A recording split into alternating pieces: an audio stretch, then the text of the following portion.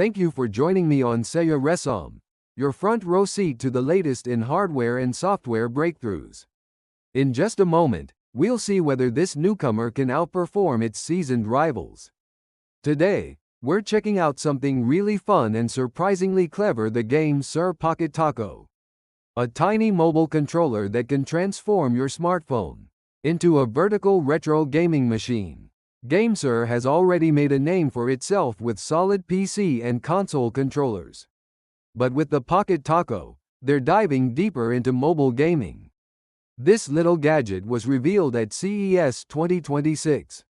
After a successful Kickstarter campaign, and it's designed especially for players who love classic, vertical-style games. Let's start with the design. The Pocket Taco clips directly onto your phone, supporting both iPhone and Android devices. The name Taco actually makes sense once you see it. It folds around your phone like a taco shell, thanks to a front hinge that adjusts to different phone thicknesses. The controller itself is super compact. It measures about 3.07 by 2.79 by 0.81 inches, and it weighs only 2.19 ounces. That means you can throw it into your pocket or bag without even noticing it. Once attached to your phone, it instantly gives you the vibe of classic handheld consoles, like the Game Boy or Neo Geo Pocket. On the front, you'll find a D-pad, 4 action buttons: A, B, X, Y, and start and select buttons. These use membrane switches, which feel soft and quiet when pressed. Personally, I still prefer mechanical face buttons, but for such a small device, these work well.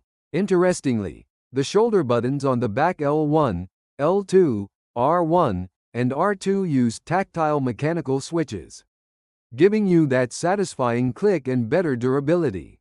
The D-pad has a textured surface too, which helps your thumb stay in place during intense gameplay.